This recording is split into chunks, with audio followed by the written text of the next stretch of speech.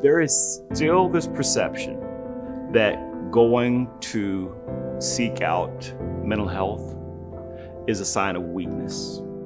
You should be tough enough to handle this, or you should be able to work through this. And nothing could be further from the truth.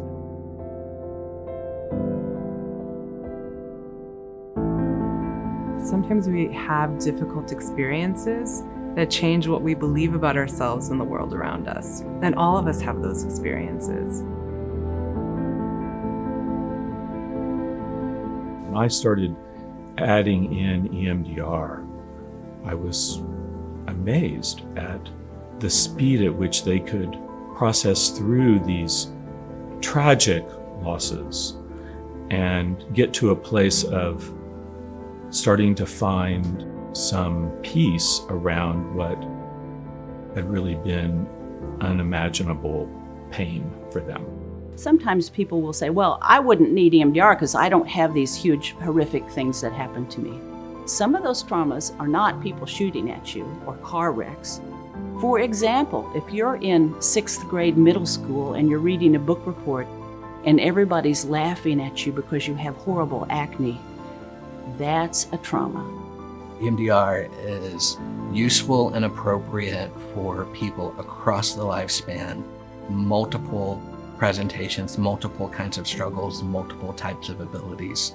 I've found it to be an extremely successful choice for just about anyone who walks in the door. So the whole point behind trauma treatment is to help an individual move past or process that trauma to where the brain is not reacting as if it's still in danger. Let's take a brief look at what happens when we experience trauma. Our brains have a natural way to recover from traumatic memories and events. This process involves communication between the amygdala, the alarm system for stressful events, the hippocampus, which assists with learning, including memories about safety and danger, and the prefrontal cortex, which controls behavior and emotion. While many times traumatic experiences can be managed and resolved spontaneously, some experiences may not be processed without help. Stress responses are part of our natural fight, flight, or freeze instincts. When distress from a disturbing event remains, the upsetting images, thoughts, and emotions may create feelings of being overwhelmed, of being back in that moment, or of being frozen in time. EMDR therapy helps the brain process these memories and allows normal healing to resume. The experience is still remembered, but the fight, flight, or freeze response from the original event is resolved. For example, if someone were hiking and you encounter a bear, our nervous system is automatically going to respond. And what can happen is if we safely get out of that situation, but we still have that experience stored in that part of our brain, the next time we go on a hike and we hear maybe a rustling in the tree, then our nervous system is going to continue to respond in some way. One of the tricks that can happen is our mind convinces us that we're still reliving those memories. We're not just remembering them. Trauma and unprocessed painful experiences from the past is not a psychological thing. It doesn't mean that someone is weak psychologically. It's not a character issue. It's a brain thing. That events occurred that increased levels of stress, that interfered with the brain's ability to process the inflow of information, and that information got stuck in the nervous system, did not have the opportunity to get processed. We're explaining trauma as an understandable biological event that has happened, a change in the neurological linkage of your brain.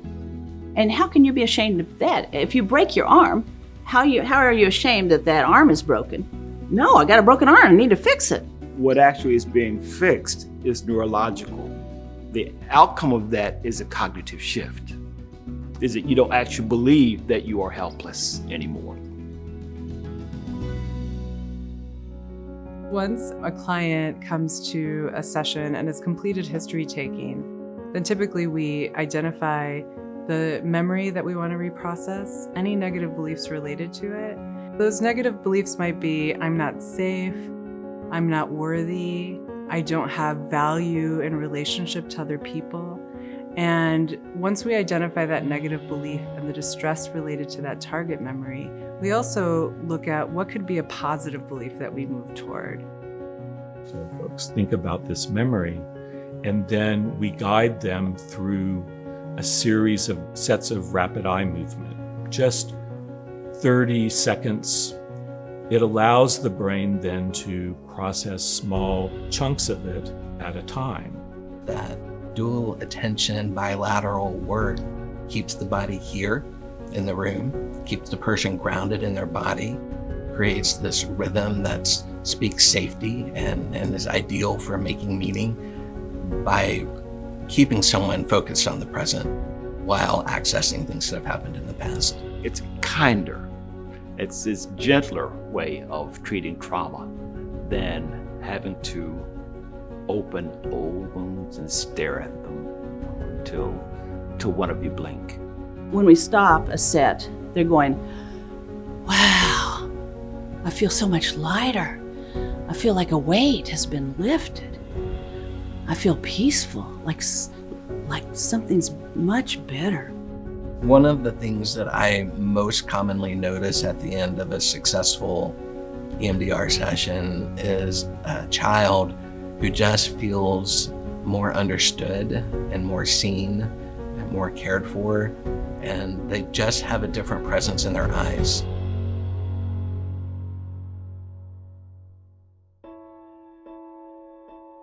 EMDR is one of the most researched therapies out there. And the research shows that not only is it highly effective, but it's also the most efficient trauma treatment. When I went through the training and I saw the first demonstration, I recognized how absolutely effective those techniques would be with processing trauma quickly, without a lot of language being needed to describe it, and how beneficial that was to a lot of our crime victims who weren't able to actually articulate all the events that had happened.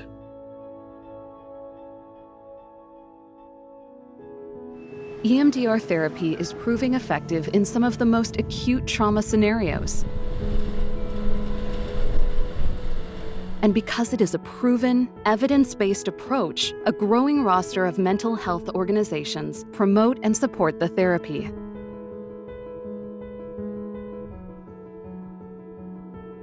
There's so much trauma worldwide. And here it is that we have this ability to so effectively and efficiently treat trauma. The question is, how can we make it available? How can we give people access to it? What I love in the work that I get to do is watching someone come into contact with a part of themselves that's previously only been confusing and disorienting, and all of a sudden find mastery over how to make meaning about that experience or that character trait or that memory. What a wonderful thing to witness. I feel so lucky to be able to do EMDR. The feedback that I get from clients who have really gone through the process of EMDR and able to complete EMDR therapy is that their lives are transformed. I never thought there would be a breakthrough like that in my career as a psychologist.